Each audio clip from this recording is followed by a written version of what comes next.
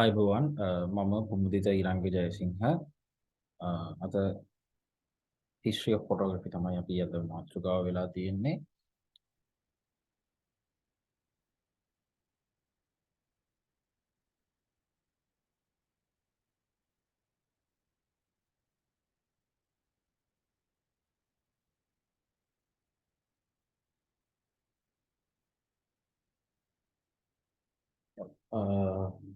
අපි දන්නවා මේ ඡායාරූප ශිල්පය කියන්නේ ලෝකේ කලාවන් අතර තියෙන එක්තරා වැදගත්ම කලාවක්. එය ඉතා මේ මෑත කාලේනම බිහි වෙච්ච කලාවක් අතර ප්‍රධාන තැනක් ගන්නවා. ඊට පස්සේ බිහි වෙච්ච කලාව විදිහට අපිට සිනමාව හඳුන්වන්න පුළුවන්. නමුත් මේ සිනමාව කියන දේ බිහි වෙන්නේ ඡායාරූප ශිල්පයේම දිගුවක් විදිහට තමයි. කියන්නේ ඡායාරූප ශිල්පය තුළින් චලනයේ සටහන් කර ගැනීමේ පියවරක් විදිහට තමයි සිනමාව බිහි වෙන්නේ. ඉතින් අපි බලමු ඡායාරූප ශිල්පය පිළිබඳ කොහොමද ඡායාරූප ශිල්පයේ ඉතිහාසය කොයි විදිහටද සිදු වෙලා තියෙන්නේ කියලා.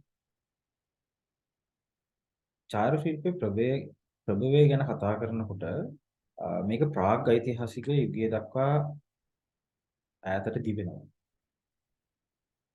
මේ ප්‍රාග් ඓතිහාසික යුගයේ හිටපු මානවයා චලනයේ සටහන් කර ගැනීමට වෙර දරපු අවස්ථා අපිට විවිධාකාර ලින් ගුහා චිත්‍ර වලින් හම්බ වෙලා තියෙනවා. ඒකට හොඳම උදාහරණ විදිහට අපිට සලකන්න පුළුවන් දැන් මේ වලට මේ ඡායාරූපයේ පේන විදිහට ප්‍රංශයේ ලැස්කෝ කියන ලෙන් චිත්‍ර මේ ලෙන් ගුහා ආශ්‍රිතව තමයි කල ඓතිහාසික මානවයා ජීවත් වෙලා තියෙන්නේ. ඔවුන්ගේ මේ චිත්‍ර තුලින් අපිට යම් අවබෝධයක් ගන්න පුළුවන් මුලින්ම යම් සටහන් කරගෙන. ඒ කියන්නේ චිත්‍ර ශිල්පයේ බිහිවීම තියෙන්නේ මේ කාලයේ සිට කිව්වොත් තමයි ඇත්තටම නිවැරදි. එය චිත්‍ර ශිල්පයට පමණක් නෙවෙයි ඡායාරූපකරණයේද මූලිකම අඩිතාලම කියන්නේ ඡායාරූප ශිල්පයේ බිහිවීම පටන් අරගෙන තියෙන්නේ මෙන්න මේ කියන ලෙන් ගුහා ආශ්‍රිතව. එතකොට අපි හිතලා බලමු එකල මානවයා කොයි විදිහටද මේ ඔවුන් දැකපු දේවල් ඔවුන් අත්විඳපු දේවල් ඔවුන් අත්දැකීමට මුහුණ දුන්න දේවල් ඒ හැම දෙයක්ම මේ චිත්‍රවල අඩංගු වෙනවා. ඒ කියන්නේ එකල වනසතුන් ඒ වගේම ඔවුන් දඩයමේ ගිය හැටි, දඩයම් කරපු විදිය, එකල සමාජයේ මිනිස්සු කොයි විදිහටද තමන්ගේ උසගින්න නිවා ගන්න වෙරදරපු ආකාරය තමයි මේ චිත්‍ර වලින් අපිට පෙන්වන්න කරන්නේ. ඒ කියන්නේ එකල ප්‍රධානම දේවුනේ යාලා දඩයම් යුගයේ මේක. දඩයම් කිරීමෙන් තමයි තමන්ගේ තියෙන අවශ්‍යතා සපුරා ගන්න. ඒතකොට ලෙන් ආශ්‍රිතව ඔවුන්ගේ ආරක්ෂිත ස්ථාන විදිහට මේ ලෙන් පාවිච්චි කරලා තිනවා. තමා ඉන්න තැන, තමා ජීවත් වෙන වාසස්ථානයේ තමන් අත්විඳපු දේවල් ඔවුන් චිත්‍ර වලට මේ විදිහට නගනවා. එතකොට මේ තියෙන්නේ ලැස්කෝ කියන ගුහාවේ ප්‍රංශයේ තමයි මේ ලැස්කෝ ගුහාව තියෙන්නේ. ඒක තිබෙන චිත්‍ර කිහිපයක්. මෙතන ගවයෙකුගේ චිත්‍ර, ඒ වගේම මොවෙකුගේ චිත්‍ර, විවිධාකාර සතුන්ගේ චිත්‍ර අපිට දකින්න ලැබෙනවා. මේ තියෙන්නේ දඩයම් කරන චිත්‍ර කිහිපයක්. දුනු ඊතල පාවිච්චි කරමින් අපිට ගෙස් කරන්න පුළුවන් මේ ඉන්නේ මුවන් කියලා. වර්තමානයේ අපි දැන් බලනවා ඈත අතීතයේ හිටපු මානවයාගේ තියෙන පරිණාමයත් එක්ක දැන් කොහොමද ඔවුන්ගේ චිත්‍ර ඇඳීමේ හැකියාව මේ තුලින් තමයි දැන් මෙතන තියෙන සමහර ෆොටෝවල මෙතන තියෙන මේ පෙන්වන රූපරාමු වල තියෙන්නේ යම් චිත්‍රමය ස්වරූපය. නමුත් එහි තියෙනවා විවිධාකාර වූ අවස්ථා. මෙතන මුවන් දුවන විදිහ, දුවද්දි කකුල් කොයි විදිහටද වැඩ කරන්නේ. එතකොට මේ හැම දෙයක්ම ඔවුන්ට පුළුවන් උපරිම ආකාරයෙන් චිත්‍රයට නගන්න උත්සාහ කරලා තියෙනවා. මේ තියෙන්නේ තවත් එවැනිම ලෙන් චිත්‍ර.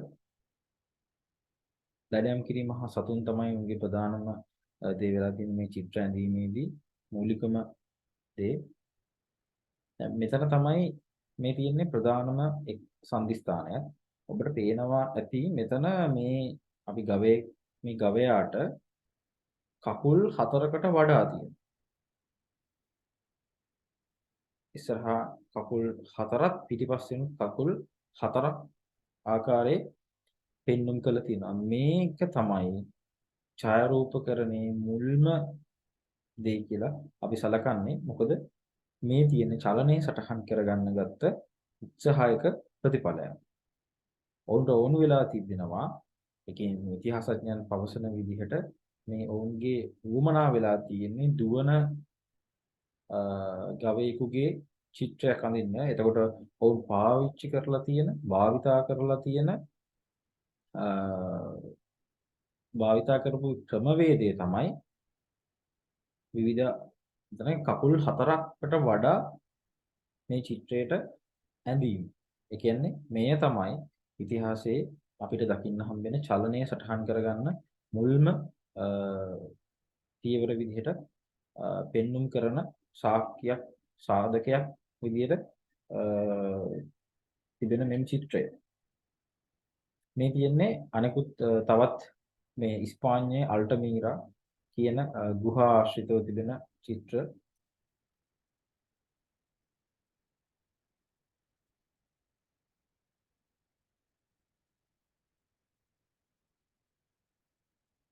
මෙයත් අල්ටමීරා වලම චිත්‍රයක්. යම් යම් වෙනස්කම් සහිතයි ප්‍රංශයේ සහ ඉස්පාඤ්ඤයේ මේ තිබෙන චිත්‍රවල වෙනස්කම් සහිතයි. නමුත් එකම කාලකවානුවක්. ඔවුන් දැකපු දේවල්, ඔවුන් අත්විඳපු දේවල් තමයි මේ චිත්‍රවල තියෙන මම කලින් සඳහන් කරපු විදිහට. ඒ හැඩයන් ඉතා ඔවුන්ට උපරිමාකාරයෙන් වර්ණ ගැන්වීම ඒ සියලු දෙයක්ම මේ චිත්‍ර තුල අඩංගු වෙනවා.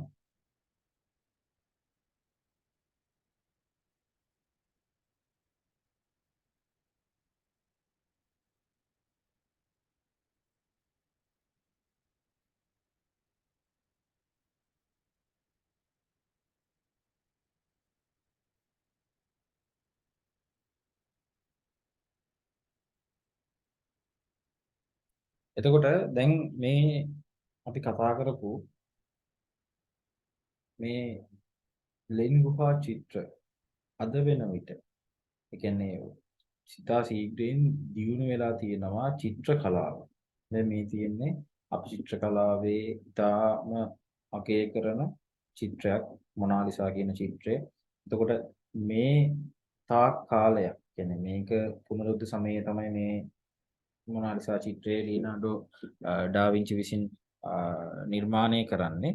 එතකොට මෙකල මේ වෙනතෙක් කියන්නේ අද වෙන විට මේ තවත් ඉදිරියට ඇවිල්ලා තියෙනවා විවිධාකාර වූ චිත්‍ර ශිල්පීන් අතරින් විවිධාකාර වූ ශිල්පීය ක්‍රම ඔස්සේ චිත්‍ර කලාව ඉදිරියට ඇවිල්ලා තියෙනවා. ඒ වගේම ඊළඟට ඡායාරූපකරණයත් අර මුල්ම පසුබිම වෙලා තිබ්බේ මේ ලෙන් ගුහා ආශ්‍රිත චිත්‍ර. නමුත් අද වෙන විට විවිධ ශිල්පීය ඥානයන් පාවිච්චි කරමින් ශිල්පීය ක්‍රම භාවිතා කරමින් විවිධාකාර වූ ඡායාරූප අපට අද දැක ගන්නට පුළුවන් වෙනවා. ඉන්පසුව සිනමාව. මේ කලාවන් ත්‍රිත්වයේම මූලිකම අඩිතාලම වෙලා තිබ්බේ අර ලෙන් චිත්‍ර තුල. එතකොට අද වෙන විට ඉතා දියුණු තත්වයටපත් වෙලා තියෙනවා මේ විවිධාකාර වූ මේ කලාවන් ත්‍රිත්වය. එතකොට ඔබ අද සිනමා ශාලාවට ගියාම 3D ඒ වගේම ඔඩියෝ මේ ආකාරයෙන් කියන ඔඩියෝ ක්වොලිටි එක, වීඩියෝ ක්වොලිටි එක ඒ හැම දෙයක්ම ඉතාමත්ම අද වෙන විට දියුණුම තත්වයේ පවතින. ලෝකයේ වැඩිම වියදමක් දරන්නේ රොකට් සයන්ස් වලට දෙවැනියටම වැඩිම වියදමක් තියෙන මේ ෆිල්ම් ඉන්ඩස්ට්‍රි එක තුල. එතකොට මේ ෆිල්ම් බිහිවීමේ සහ බිහිවීමේ මූලිකම ෆිල්ම් එක බිහි වෙන්නේ කියන්නේ සිනමාව බිහි වෙන්නේ ඡායාරූපයේ මුල් කරගෙන. ඒතර ඡායාරූපයේ චිත්‍රයේ සම්බන්ධතාවයේ තියෙනවා. චිත්‍රය අ, සිනමාව සමග සම්බන්ධතාවයක් තියෙනවා. නමුත් අපි අදට පිට කතා කරන අද ඉඩ හසර ලැබිලා තියෙන්නේ අ, ඡායාරූප ශිල්පය ගැන.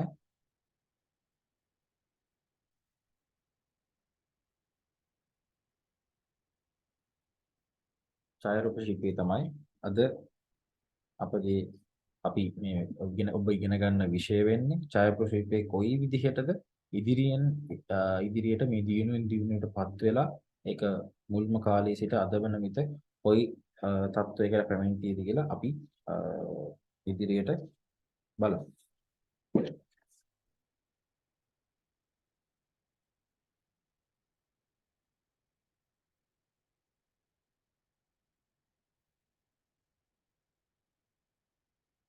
මේ තියෙන්නේ අද වන විට විවිධාකාර වූ තාක්ෂණික වශයෙන් දියුණුවට පත් වෙමින් ඇවිල්ලා තියෙන ඡායාරූපකරණයේ ට භාවිතා වෙන උපාංගය. එනම් කැමරාව. කැමරාව තමයි මේ ඡායාරූප ශිල්පයේදී භාවිතා වෙන උපකරණය වෙන්නේ. කැමරාවක් නොමැතුව අපිට ඡායාරූප ලබා ගන්න අපහසුයි. දැන් අද වෙන විට තමන්ගේ තියෙන ස්මාර්ට් ෆෝන් එකටත් මේ කැමරාව ඇවිත් තියෙනවා. කැමරා අපි ෆෝන් එකක් ගන්න ගියත් ඉස්සෙල්ලාම බලන්නේ කැමරාවේ ක්වොලිටි එක. කැමරා ක්වොලිටි කොහොමද? මෙගාපික්සල් කොච්චරක් තියෙද? එතකොට මේකේ වීඩියෝ ක්වොලිටි කොච්චරක් තියෙද? කියන්නේ කැමරාව කියන දේ අද සමාජයේ සියලු දෙනාටම ඉතාමත්ම වැදගත් දෙයක් වෙලා තියෙනවා. ඔබ කොහේ හරි ගියහම දැන් මේ තියෙන අපේ ජීවිතය ඇවිල්ලා ඊටාම විවිධාකාර වූ දේවල් වලට අපි මුහුණ පානවා. විවිධාකාර සංසිද්ධීන් වලට, විවිධාකාර ජීවිත අවස්ථාවන් වලට අපි මුහුණ පානවා. මේ හැම අවස්ථාවකම නැවත වරක් අපිට නොලැබෙන්න පුළුවන්. මේ කාලයත් සමග කාලයේ ගෙවී යාමත් සමග ඉදිරියෙන් ඉදිරියට තප්පරෙන් තප්පරේ කාලය ඉදිරියට යනවා. එතකොට මෙය අපිට දැන් ගොඩක්ම දැන් වර්තමානයේ වන විට ලොකු ප්‍රයත්නයක් දරනවා මේක නවත්ත ගන්න. ඒ කියන්නේ නවත්ත ගන්න කියන්නේ නවත්තනවම නෙමෙයි. ඒ මොහොත නැවතත් අපිට ඒ තිබ්බ විදිහටම ළඟා කරන. දැන් උදාහරණයක් විදිහට ඔයාලා දැකලා තියෙන්න පුළුවන්, අහලා තියෙන්න පුළුවන්. දැන් හෝලෝග්‍රෑම් වගේ සිස්ටම් වල ඔයාලා ෆිල්ම් වල දැකලා තියෙන්න පුළුවන්. එවැනි තාක්ෂණික අංගයන්ට අද වෙන විට මිනිසා ළඟා වීමට උත්සාහ කරනවා. ආකල්පයෙන් වශයෙන් මුලින්ම එනවා එය ප්‍රායෝගිකව ඊළඟට අත්හදා බලන්න ගන්න. එතකොට අද සියලු දෙනා ගාවම ඒ තාක්ෂණ නැහැනේ. නමුත් අද වෙන විට සියලු දෙනා ගාව තියෙන තාක්ෂණයක් කොට මේ කැමරාව පත් වෙලා තියෙනවා. එතකොට විවිධාකාර කැමරා තියෙනවා. අද වෙන විට CCTV කැමරා තියෙනවා, වීඩියෝ කැමරා තියෙනවා. එතනින් එහාට ගියාම මොබයිල් කැමරා තියෙනවා, DSLR, SLR විවිධාකාර වූ කැමරා ගොන්නක් අද අපට දැක ගන්න පුළුවන් වෙනවා. එතකොට මේ මෙතරම් සරල වෙලා තියෙන මේ ඡායාරූප ශිල්පයේ අපි කොයි විදිහටද ඉතිහාසය ලියවිලා තියෙන කියලා ඉස්සරහට යමු.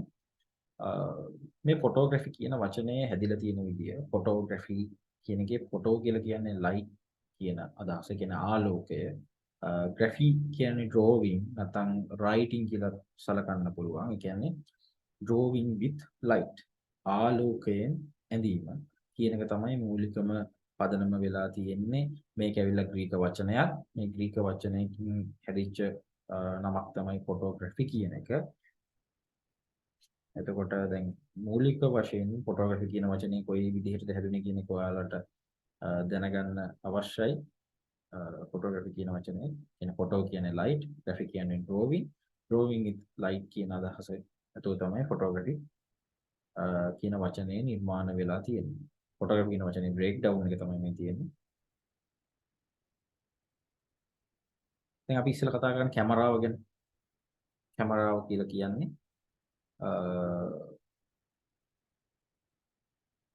කොටස් දෙකක් තියෙනවා. එකක් තමයි කැමරා බොඩි එක, අනිත් එක කැමරා ලෙන්ස් එක. කැමරා බොඩි එක සහ කැමරා ලෙන්ස් එක කියන මේ දේවල් දෙකම අත්‍යවශ්‍ය වෙනවා අපිට ෆොටෝ එකක් ලබා ගන්න.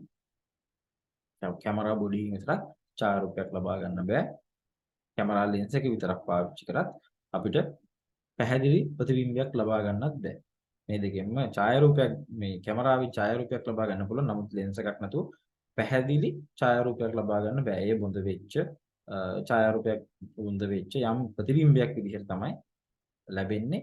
ලෙන්ස් එක තුලින් තමයි එය අපිට අවශ්‍ය විදිහට පැහැදිලි ප්‍රතිබිම්බයක් බවට පත් කරගන්න පුළුවන්. මේ තියෙන්නේ අද වර්තමානයේ භාවිතා වෙන ඊටාම උසස් ගණයේ කැමරාවක්, ඒ කියන්නේ මිරර්ලස් කැමරාවක් මේ තියෙන්නේ. ඒ වගේම මේ තියෙන්නේ ඒහා සමගාමීව යන RF ලෙන්ස් එකක්. මේ ලෙන්ස් එක වැඩ කරන්නේ මිරර්ලස් සඳහා පමණයි. normal DSLR කැමරා සඳහා මේ ලෙන්ස් භාවිතා කරන්න බෑ. මේකේ තියෙන මවුන්ට් එක වෙනස්. එතකොට මේව තමයි අද වර්තමානයේ තියෙන අද වෙන විට තියෙන ඊටාම දියුණු තාක්ෂණයකින් හෙබි කැමරාවන් වෙන්නේ. අපි බලමු කැමරා ඔබ්ස්කියුරාව. මොකක්ද කැමරා ඔබ්ස්කියුරාව? කැමරා ඔබ්ස්කියුරා කියන්නේ අඳුරු කරන ලද කාමරය කියන අදහසින් තමයි මේ කැමරා ඔබ්ස්කියුරාව කියන නම හැදිලා තියෙන්නේ. දැන් අපි දන්නවා ආලෝකය තරංගමය ස්වභාවයකින් තමයි පවතින්නේ. මේක සරල රේඛීය ගමන් මාර්ගයක තමයි කිරණමෙන් ගමන් කරන්නේ. කියන්නේ ආලෝකය සරල රේඛීය මාර්ගයක කිරණමෙන් ගමන් කරනවා. ආලෝකය කුඩා සිදුරක් හරහා යනකොට ආලෝකයේ පාලනය වීමක් සිද්ධ වෙනවා. ඒකේ ප්‍රතිඵලයක් විදිහට තමයි මේ කැමරා ඔබ්ස්කියුරාව කියන මේ උපාංගය බිහි වෙන්නේ. යම් ඉතා කුඩා සිදුරක් තුළින් ආලෝකය එනකොට අයකේ දැන් ඒකේ අර එළියේ තියෙන ප්‍රතිබිම්බයක් විදිහට මේ ප්‍රතිබිම්බයක් අපිට දැක ගන්න පුළුවන් වෙනවා. මේක දැන් මේ දෙන්නේ ආලෝකයේ සුදු ආලෝකය තමයි එන්නේ. සුදු ආලෝකයේ පාට හතක් තියෙනවා. ඒක අපිට ප්‍රිස්මයක් තුලින් පෙන්눔 කරන්න පුළුවන් කොයි ආකාරයකටද සුදු ආලෝකය බෙදිලා සුදු ආලෝකයේ පවතින අඩංගු වර්ණ මොනවාද කියලා මේ තියෙන මේ වර්ණ අපි දෙන්නේ දකින්නේ මේ වර්ණ ටික තමයි. මේ පේනවද මේ තියෙන්නේ කැමරා ඔබ්ස්කියුරාවේ මේ එදා පැරණි විදිහට තියෙන ඡායාරූපයක්. මෙන්න මේ වගේ දෙයක් තමයි කැමරා ඔබ්ස්කියුරාව. මේ තමයි මූලිකම දේ වෙලා තියෙන්නේ. මේ ඉතා කුඩා සිදුරක් වලින් ආලෝකය ලැබෙද්දී ආලෝකයේ ප්‍රතිබිම්බයක් ඇති වෙනවා. ඒ ප්‍රතිබිම්බය යටිකුරු ප්‍රතිබිම්බයක්. ඔයාලා පොඩි කාලේ ඉගෙනගෙන ඇති සිදුරු කැමරාවක් හදන්න. මම හිතන්නේ ප්‍රයිමරි ක්ලාසස් වල පොඩි සිග්නල් පෙට්ටියක්, ටූත් පේස්ට් පෙට්ටියක් අරගෙන ඒකේ පොඩි අල්පෙනෙත්තකින් සිදුරක් හදලා අනිත් පස කළු කරගන්න අනිත් පස සවුකලයක් වගේ අලවලා මෙහෙම ප්‍රතිබිම්බයක් ලබා ගැනීමට උත්සාහ කරපු අවස්ථා තියෙන්න පුළුවන්. දැන් මේ තියෙන්නේ ඒක බිහිවුනේ කොහොමද කියන තැන තමයි මේ තියෙන්නේ කැමරා ඔබ්ස්කියුරාවෙන් කොයි විදිහටද ප්‍රතිබිම්බයක් ලැබෙන ආකාරය තමයි මේ ඡායාරූපයෙන් අපට මේ රූප සටහනේ පෙන්වන්න කරන්නේ. මේ තියෙන්නේ යම් රූප සටහනක් මේදී දැන් මේ තියෙන්නේ ඉටිපන්දමක රූප සටහනක්. ඉටිපන්දමේ තියෙන ඡායාව අනෙක් පස ඩාර්ක් රූම් එක තියෙනවා. අනෙක් පස ඇතුලේ සටහන් වෙලා තියෙනවා. හැබැයි මේක යටිකුරු ප්‍රතිබිම්බයක් විදිහට තමයි මේක අපිට ලැබෙන්නේ. මේ තියෙන ඉතා ටයිනි හෝල් කියලා කියන්නේ ඊටාම කුඩා සිදුර ලයිට් එක හම්බ වෙනවා. කියන්නේ වස්තුවේ සිට එන ආලෝකය සිදුර හරහා කැමරා ඔබ්ස්කියුරාවට ලැබෙනවා. එතකොට ප්‍රතිබිම්බයක් සටහන් වෙනවා. ඒ ප්‍රතිබිම්බය යටිකුරු ප්‍රතිබිම්බයක් විදිහට තමයි අපට දැක ගන්න පුළුවන් වෙන්නේ. මේ තියෙන කැමරා ඔබ්ස්කියුරාව සම්බන්ධයෙන් වූ වීඩියෝ එකක් එය නරඹා ඉමු.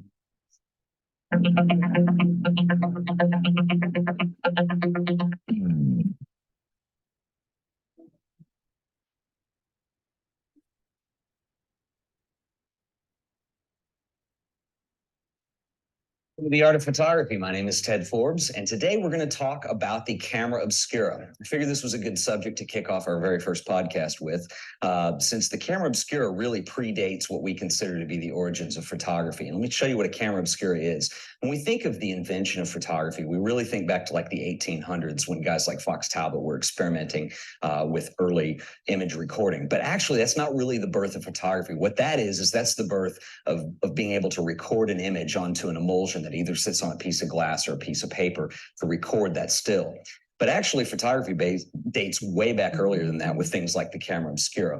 In fact, there are record of people like even Greeks like Aristotle in the 4th century discussing this. Leonardo da Vinci discusses the camera obscura in his Codex Atlanticus. And especially during the Renaissance, there are some contested theories that some portrait painters, like people like Vermeer, were using kind of these light rooms to actually go in and trace the image. And that explained, we do know that there were experiments with optics going on at that time, and that would explain some of the great contrast and realistic detail from the artwork that was produced before the Renaissance. But either way, I'm going to show you what a camera obscura is and how it works, because I think it really is the most basic, this is how photography works and how images are captured. Okay, for this experiment, and I promise I won't turn into Mr. Science on every episode, but what we're going to do, and you can try this at home, it's pretty cool. You can take just a standard cardboard box, okay? Got a cardboard box, and I've cut a hole in it right here, okay? So what we're going to do is I'm going to take a simple camera lens, and we're going to stick it in that hole. And what I'm going to do is project an image or project light onto the back of the box. This is how I'm going to do it. I've got a light bulb over here, and this is kind of a weird light, and there's a reason I chose it. If you're going to do this at home, most light bulbs that you buy at the hardware store come with a white coating on it, and it's hard to see any detail through the white coating. I picked this example because it's a clear glass bulb, and you can see the filament inside, and you're going to be able to see that in a second. But it's pretty easy. Basically, what happens is when I turn this on, I am actually I've got some light going here. I'm going to put the lens on the front of the box, and we're going to simply hold it up, and you can see that the image of the light bulb is projected, and you can see some detail of the stuff around the light bulb in this particular light projecting onto the back of the box. Okay, pretty simple. You might also, and it's harder to tell here because this is unconventional, but if you use a standard light bulb, you can see it. The image is actually projecting upside down. Okay, and I'm going to explain that in a minute when we talk about pinholes. But essentially, there are 3 ways that you can manipulate light. Okay, the first one is reflection, the second one is projection, and the third one is refraction. Okay, reflection is pretty easy because we see it every morning when we get up and look in the mirror. A mirror is simply a way of reflecting. It's an optical illusion where you have a smooth enough surface that's been optimized to have this optical illusion where you don't see the glass surface. You see this artificial world beyond it, which is the exact mirror opposite of what your world is that you're looking into. Obviously, everybody knows what a mirror is. But the other 2 ways of manipulating light, what we're using right here is refraction. We're using glass to manipulate the light to project the image onto the back of the box. Now, you can also use the third type of manipulation, which is simply projection. Okay, now the other thing I've done to this box, other than cut a hole in the front, is I've actually taken a small pin and literally made a pinhole right here on the front of the box, as you can see. It's really tiny, okay? It's a small pinhole. Okay, now what we're going to do is do the same experiment. Now, obviously, the lens was able to let more light in. This is called aperture. If you're not sure what that is, we'll talk about it shortly. But anyway, basically, this is a smaller hole, so it's letting less light in. But you can still see, actually, that if I put this in front of the light, that we can see the light projected, in this case, through the pinhole onto the back of the box with some detail, okay? You don't necessarily need a lens to produce an image. Let me show you one other thing. We're going to take this a step further. I've got just a regular white mailing envelope. Let's put this in here and see how this affects it. Okay, as you can see, it's now projecting onto the white envelope. The closer I move this white envelope towards the pinhole, okay, the smaller the image gets. It stays on there, it stays in focus because we have such a small aperture or opening, but you can see that the image actually is smaller the closer I get, and the further away I move, the bigger the image gets. This is what's known, boys and girls, as focal length, okay?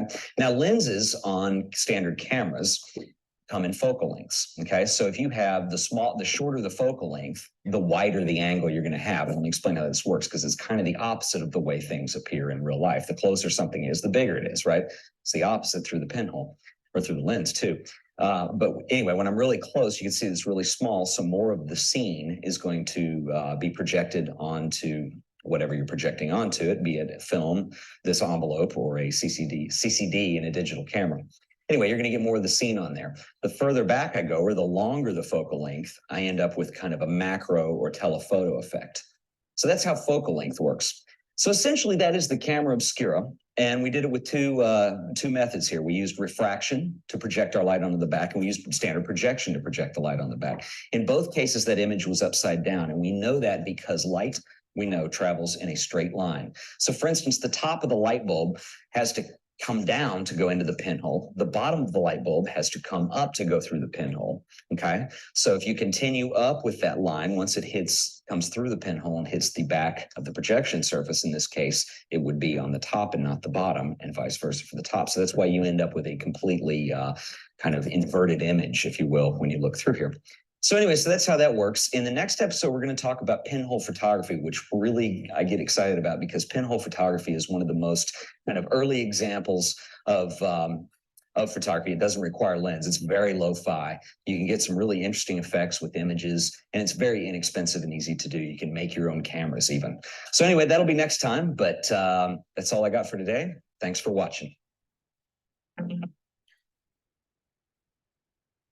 හරි. එතකොට දැන් මේ අපි කතා කරේ දැන් මේ video එකකින් ඔයාලා දකින්න ඇති කොයි විදිහට කැමරා ඔබ්ස්කියුරාවක් වැඩ ගන්න. කියන්නේ මේ තිබ්බේ පින්හෝල් කැමරාව සම්බන්ධයෙන් වෙච්ච වීඩියෝ එකක්. එතකොට මේ පින්හෝල් කැමරාවට පසුකාලීනව කියන්නේ කැමරා ඔබ්ස්කියුරාවම තමයි පින්හෝල් කැමරාව අඳුරු කාමරය ඉතා විශාල වශයෙන් කියන්නේ කැමරා ඔබ්ස්කියුරාව ඉතා විශාල එකක්. නමුත් පින්හෝල් කැමරාව අපිට කුඩා විදිහට භාවිතා කරන්න පුළුවන් වෙච්ච උපකරණයක්. ඒකට මේකට පසුකාලීනව චිත්‍ර ශිල්පීන් කරපු දෙයක් තමයි ලෙන්ස් එකක්. කියන්නේ දිවි උත්තල කාචයක් මේකට එකතු කරනවා. එතකොට අර මේකේ පෙන්වන විදිහට මේ රූප සරහණේ දැකපු විදිහට ඉතා ෂාප් ප්‍රතිබිම්බයක් ලබා ගැනීමට ඉතා කියන්නේ පැහැදිලි ප්‍රතිබිම්බයක් ලබා ගැනීමේ හැකියාව ලැබුණා මේ දිවි උත්තල කාචයක් භාවිතා කිරීමෙන් අනතුරු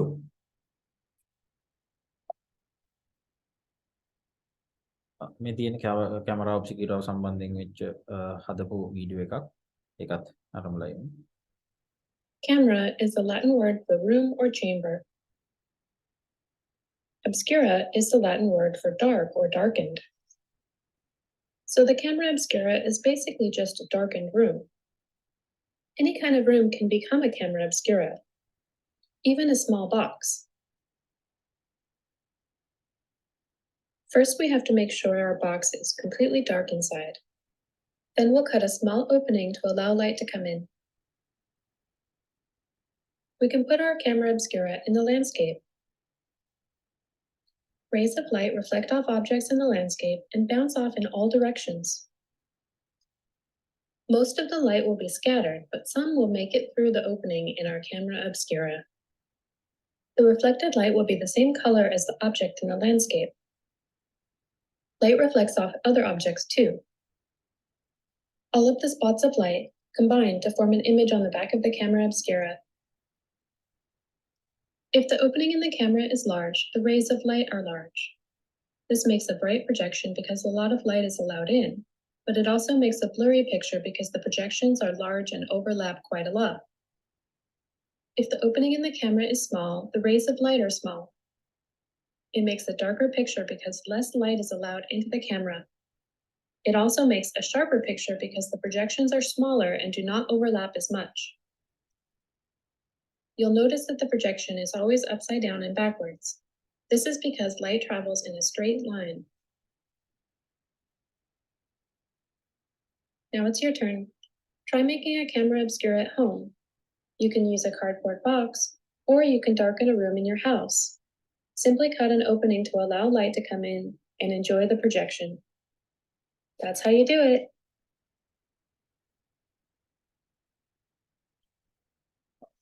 මේ තිබෙත් කැමරා ඔබ්ජෙක්ටිව් සම්බන්ධයෙන් වෙච්ච පැහැදිලි කරපු වීඩියෝ පටයක් ඔයාලට දැන් පැහැදිලි ඇති කොයි විදිහටද කැමරා ඔබ්ජෙක්ටිව් අපිට වැඩ කරන්නේ. දැන් මේ කැමරා ඔබ්ජෙක්ටිව් හා පින් හෝල් කැමරාව කියන මේ දෙකම එකම අදහස තියෙන්නේ. නමුත් අර යම් විවිධාකාර දේවල් තියෙනවා. දැන් මේ පිළිබඳ පැහැදිලි කිරීමක් මම මේ වීඩියෝ එකේ කරලා තියෙන්නේ.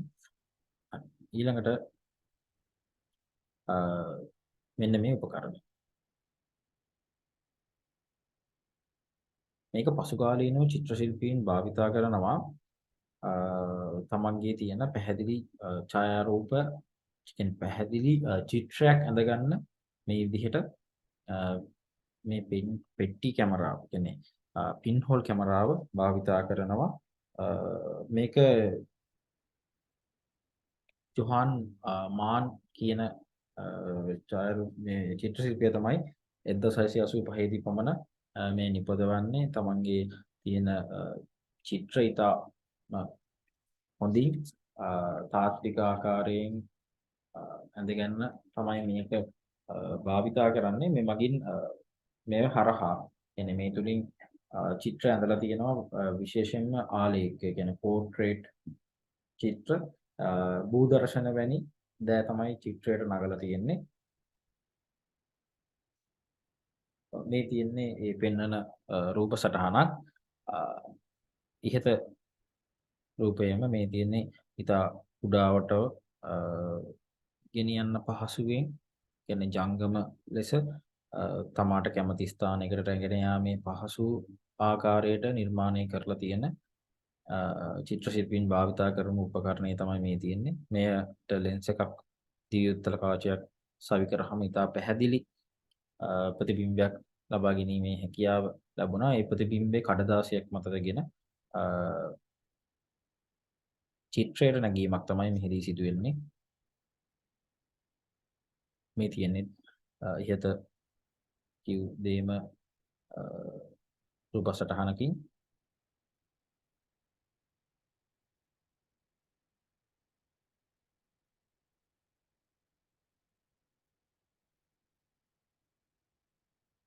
යටකුරු ප්‍රතිබිම්බයක් තමයි ලැබෙන්නේ. නමුත් ඒ චිත්‍ර ශිල්පීන්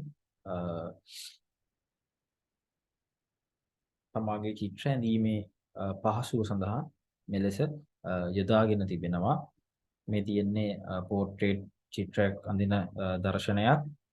මෙහිදී චිත්‍ර ශිල්පියා විසින් මෙම කාන්තාවගේ චිත්‍රයක් මේ පින්හෝල් කැමරාව කියන්නේ කැමරා ඔබ්ජෙක්ටිව් භාවිතයෙන් අඳිනු ලබන චිත්‍රයක් තමයි මෙහිදී මේ පෙන්වන්න තියෙන්නේ.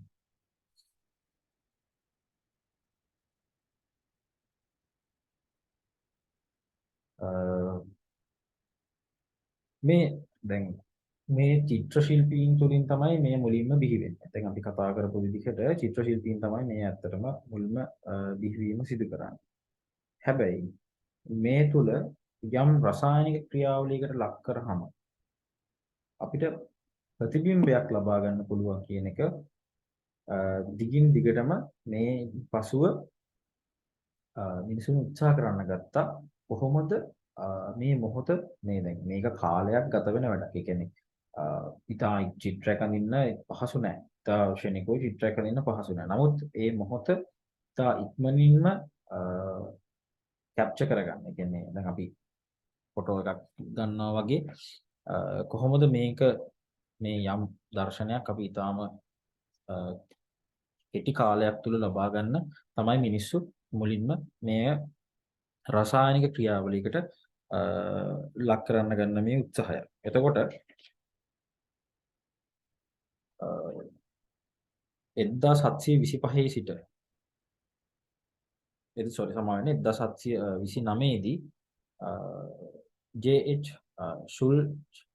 ෂුල්ස් කියන මේ නැමැත්තා තමයි රිදී ලවණය මුලින්ම ආලෝකයේ සමග ප්‍රතික්‍රියා කරනවා කියන එක සොයාගනු ලබන්නේ 1729 ජේ.එච්.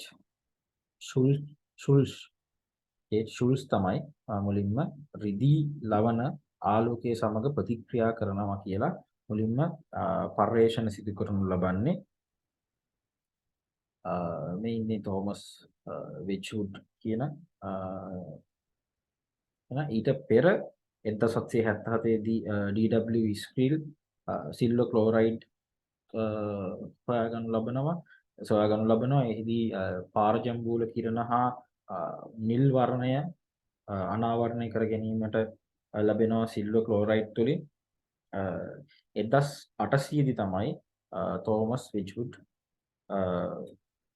විසින් තවදුරටත් මේම රසායනික ක්‍රියාවලිය තවදුරටත් ඉදිරියට ගෙන යනු ලබනවා.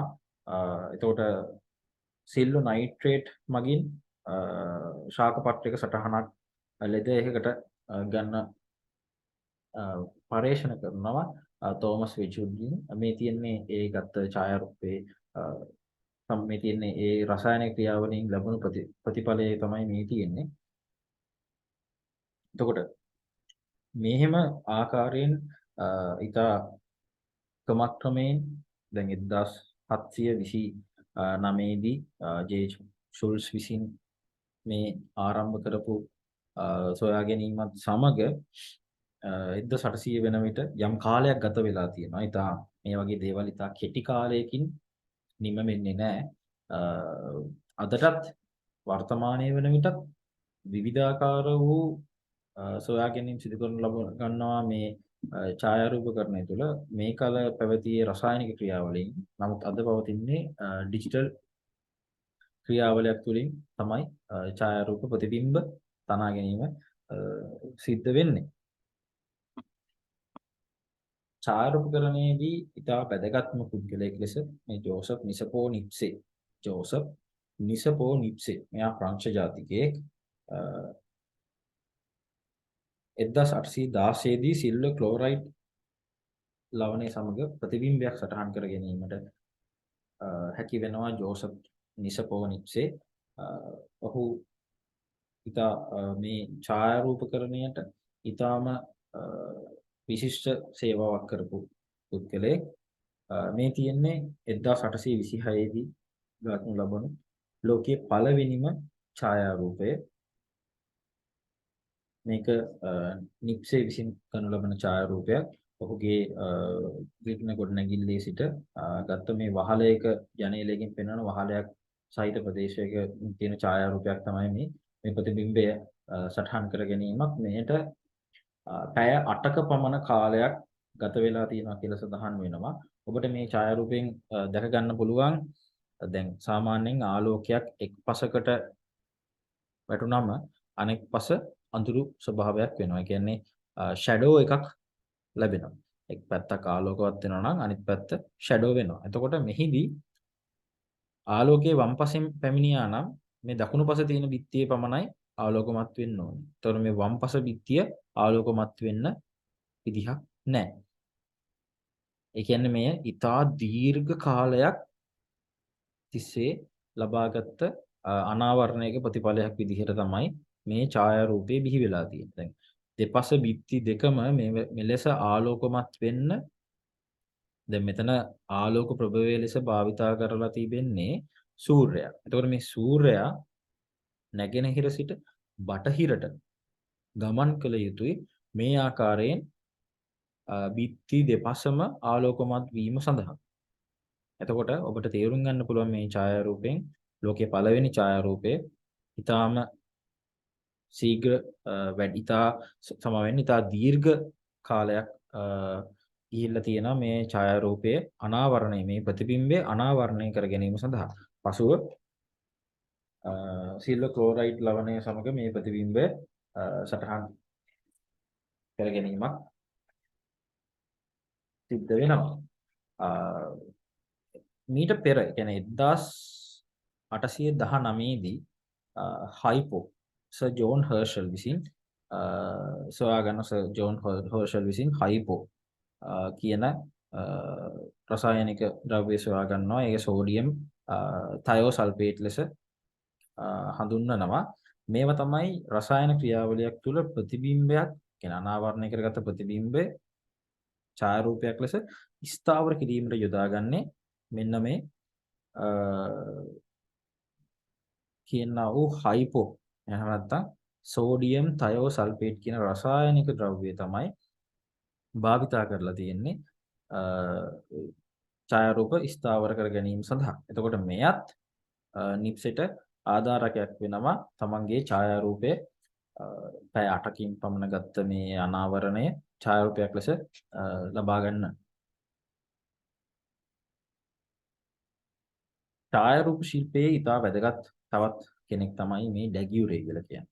ලුයිස් ජැකියු මැන්ඩේ ඩැගියුරේ. ලුයිස් මැන්ඩේ ඩැගියුරේ කියන්නේ ප්‍රංශ ජාතිකයෙක්. එතකොට මොහුත් ඡායාරූප ශිල්පයට ඉතාම සේවයක් කරපු කෙනෙක්. මෙවුගේ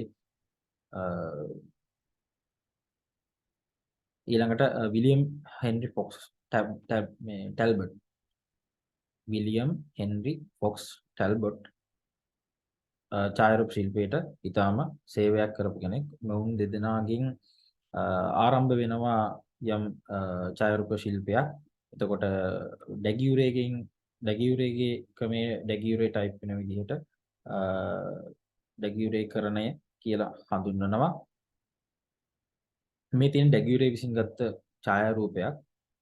මේක තමයි පළවෙනිම ඡායාරූප වෙන්නේ මිනිසෙකුගේ ඒ කියන්නේ මිනිසෙකු සටහන් වෙච්ච පළමු ඡායාරූපය තමයි මේ තියෙන්නේ. හොයාගන්න පුළුවන්ද? කොතනද ඉන්නේ කියලා. මේ තියෙන්නේ ඒක අනෙක් පස කියන්නේ මේ දැන් මේ පේන්නේ ඉන්නේ සපත්තු මදින මිනිස්සෙක්. කියන්නේ සපත්තු මදින මිනිස්සෙක් සහ ඒ සපත්තු මදින්න දෙන මිනිස්සයා තමයි මේ තමයි ඉතිහාසයේ පළවෙනිම ඡායාරූපය විදිහට සැලකෙන්නේ. මිනිසෙකු සටහන් වෙච්ච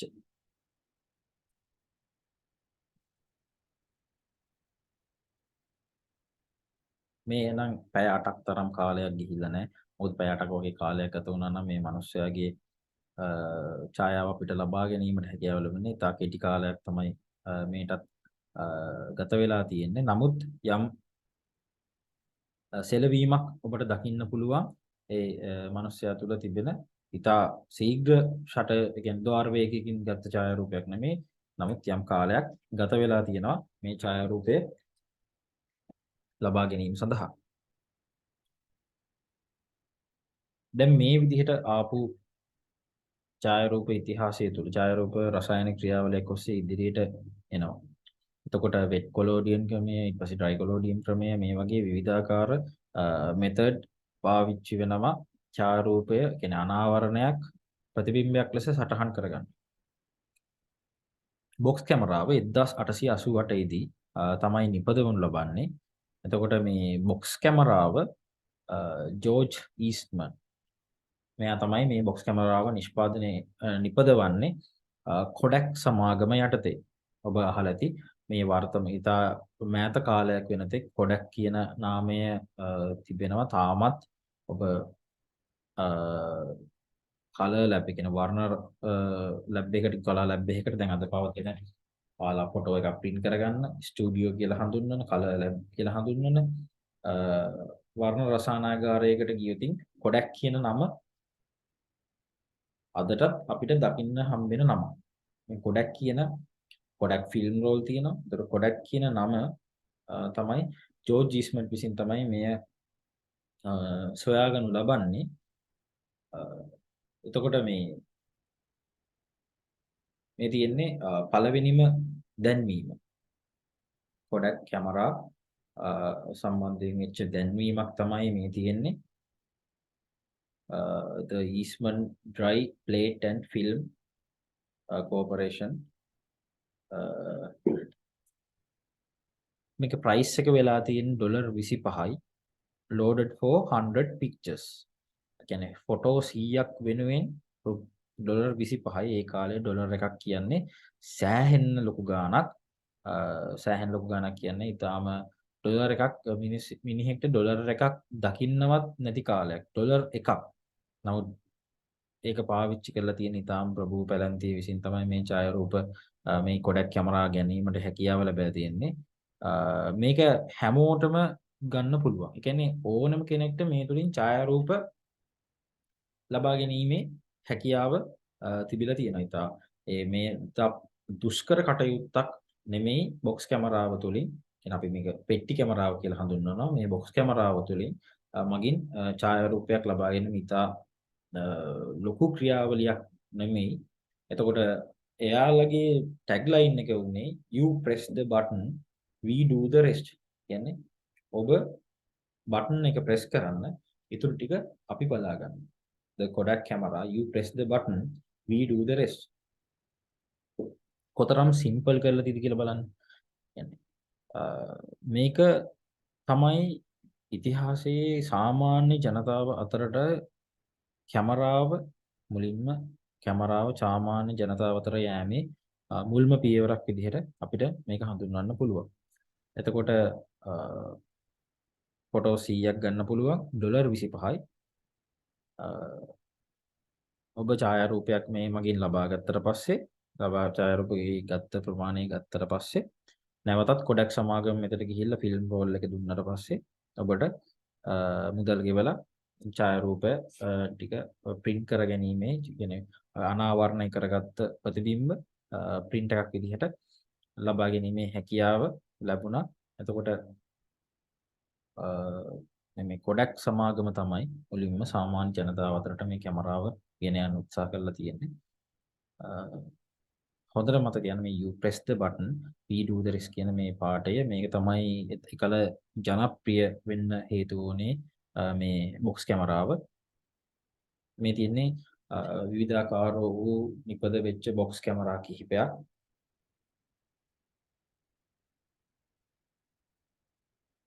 ඒ සඳහා බී වෙච්ච ට්‍රයිපෝඩ්ද වගේ මොනෝපෝඩ්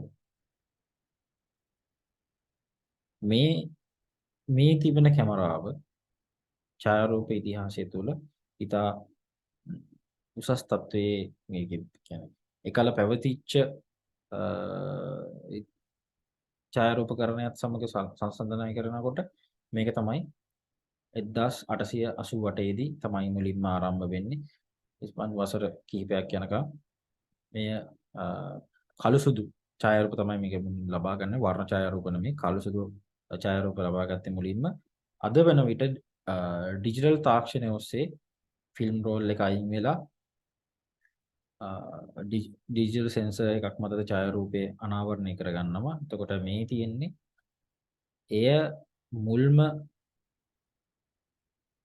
පියවර තමයි මේ තියෙන්නේ.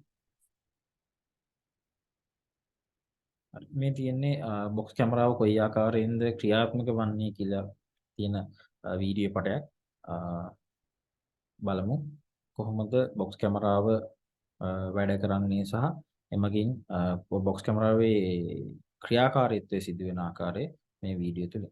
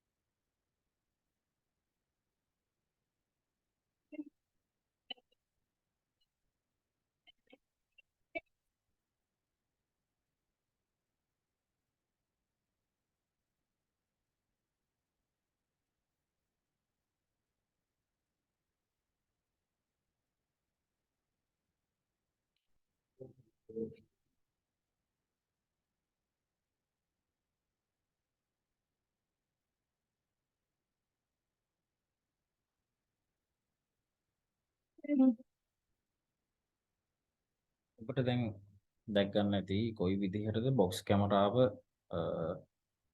තුල ක්‍රියාවලිය සිද්ධ වෙන්නේ කියලා. මේකේ දැන් යම් යම් වෙනස්කම් සිදු කිරීමේ හැකියාව තියෙන අද කියන වර්තමානයේ තිබෙන තරම් වෙනස්කම් සිදු කිරීමට හැකියාවක් තිබෙන්නේ නැහැ. නමුත් ඇපචර් එක, ෂටර් ස්පීඩ් එක වැනි දේවල් යම් විවිධාකාරයෙන් සිදු කිරීමේ හැකියාවක් තිබෙනවා ලැබී තිබෙනවා මේ බොක්ස් කැමරාව තුළ. දැන් එක් අවස්ථාවක ඇපචර් එක 16, 22, 32 වශයෙන් ඇපචර් අගයන් ඔබට වෙනස් කිරීමේ හැකියාව මේ තිබුණා. ඒ වගේම ෂටර් ස්පීඩ් එකත් යම් යම් වෙනස්කම් සිදු කිරීමේ හැකියාව තිබුණා. එතකොට මේදී භාවිතා කරපු ෆිල්ම් රෝල් එක උනේ 120 සයිස් ෆිල්ම් රෝල් එක. එතකොට මේ විදිහට තමයි බොක්ස් කැමරාවක් ක්‍රියාත්මක වෙන්නේ. දැන් අද වෙන විට බොක්ස් කැමරා ඊටාම අපිට දුබලයි දුර්ලභයි හොයාගන්න මේ තියෙන බ්‍රවුනි කියන බොක්ස් කැමරාවක් තමයි. ඊට අමතරව ක්ලාසික් බොක්ස් කැමරා බ්‍රවුනි විවිධාකාර මේ කොඩැක් සමාගමෙන් පසුව බොක්ස් කැමරා විවිධාකාරම අර කලින් ඡායාරූපේ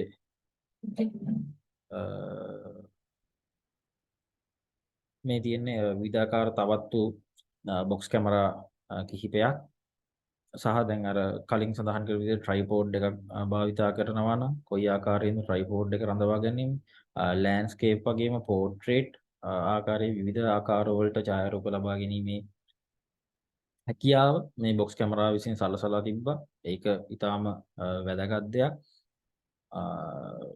ට්‍රයිපෝඩ් මවුන්ට් කරන්න බොක්ස් කැමරාව තුළ පෝර්ට්‍රේට් වගේම ලෑන්ඩ්ස්කේප් යන ආකාර දෙකෙන්ම හැකියාවත් බොක්ස් කැමරා තුළ අපිට මේ වීඩියෝ එකේ පෙන්වන ආකාරයට හැකියාව තිබෙනවා මේ බොක්ස් කැමරා භාවිතයේදී. එතකොට යම් දැන් ඔබ දකින්න ඇති එතරම් අමාරු දෙයක් නෙමෙයි මේ බොක්ස් කැමරාවක් භාවිතා කිරීම. යම් මුලින්ම යම් අවබෝධයක් ලබා දුන්නාන් පසුව කොහොමද මේක සිද්ධ කරන්නේ කියලා ඊටාම සරල ක්‍රමවේදයක් ඔස්සේ ඡායාරූපයක් අනාවරණය කර ගැනීමේ ලබා ගැනීමේ හැකියාව තිබුණා. එතකොට උඩ තිබ්බා වෙනම view finder එකක්. ඒ view finder එකෙන් බලලා කොයි ආකාරයෙන්ද ඡායාරූපයක් අපිට පෙනෙන්නේ කියලා ඒ view finder එක තුලින් ලැබෙන ප්‍රතිබිම්බය අනාවරණය කර ගැනීමේ හැකියාව මේ බොක්ස් කැමරාව තුළින් අපිට ලැබුණා. මීට පසුව පස්සේ ට්වින් ලෙන්ස් කැමරා ඊළඟට එතනින් එහාට මීට අමතරව ස්ටුඩියෝ කැමරා විශාල වශයෙන් studio camera large format size එකේ කැමරා නිර්මාණය වෙන්න පටන් ගත්තා. ඉන් පසුව SLR කැමරා. SLR කැමරා තමයි අද වෙන විට DSLR කියන තත්වයට පත් වෙලා තියෙන ඇනලොග් ටෙක්නොලොජි එක තුල SLR වෙච්ච කැමරාව DSLR වෙනවා. ඩිජිටල් කරණය වුණාට පස්සේ DSLR digital single lens reflection කියන නාමය හම්බ වෙනවා. එතකොට මේ ආකාරයෙන් ඉදිරියට එන ඡායාරූප ශිල්පයේ තියෙන උපකරණ අලුත් දේවල් බිහි වෙනවා. මේ කැමරාවටම වීඩියෝ ගේමේ පහසුව අද වෙන විට ලැබිලා තියෙනවා ඩිජිටල් තාක්ෂණයත් සමග. ඔබට යම් වීඩියෝ දර්ශන ලබා ගන්න. එතකොට දැන් මිරර්ලස් කැමරා අලුත්ම දේ. මීඩියම් ෆෝමැට් කැමරා මේ ආකාරයෙන් විවිධාකාර වූ කැමරා වර්ග බිහි වෙනවා. එතකොට කැමරා ඡායාරූප ශිල්පයේ ඉතිහාසය ගැන සඳහන් කරනකොට දැන් අපි මුලින් කතා කරපු අර ලෙන් ගුහා චිත්‍ර ආශ්‍රිතව පැවති මේ සියලු දෙයක්ම අද වන විට මේ ආකාරයෙන් ඉතා ඉදිරියට ඇවිල්ලා වර්තමානයේ පවතින මේ තාක්ෂණයට ලැබෙනවා. මේ තවදුරටත් ඉදිරියට තවත් අප්ඩේට් වෙනවා. මේක කවදාවත් එහෙම නැවතෙන තාක්ෂණයක් නෙමෙයි. තවදුරටත් ඉදිරියට මේ ගමන් කරනවා. අලුත් අපි දන්නේ අද තියෙන තාක්ෂණේ තව ඉදිරියට යද්දි කොයි ආකාරයෙන් වෙනස් වෙයිද කියලා. අලුත් කැමරා බිහි වෙනවා. ඊට අභ්‍යවකාශයේ සිට උනත් පෘථිවියේ මතු පිට තියෙන ඡායාරූප ලබා ගැනීම තරම් ඉතා තියුණු ඡායාරූප ලබා ගැනීම හැකියාවක් සහිත කැමරා මේ වෙනකොට නිර්මාණය වෙලා තියෙනවා. එහෙනම් අද පාඩම මෙතනින් අවසానයි. ඡායාරූපකරණයේ ඉතිහාසය කොයි විදිහටද සිද්ධ වෙලා තියෙන්නේ කියන එක එහෙනම් ඔයාලගේ දැනුම වර්ධනය කරගන්න තවත් දුරටත් ඔයාලා මේ සම්බන්ධයෙන් කරුණු සොයා බලන්න YouTube සහ Google භාවිතා කරන්න පුළුවන් මේ කියපු කරුණු තවත් දුරටත් සනාථ කරගන්න සහ ඒ දේවල් ගැන තව දුරටත් ඔබ හොයන්න බලාපොරොත්තු වෙනවා. එහෙනම් ස්තුතියි.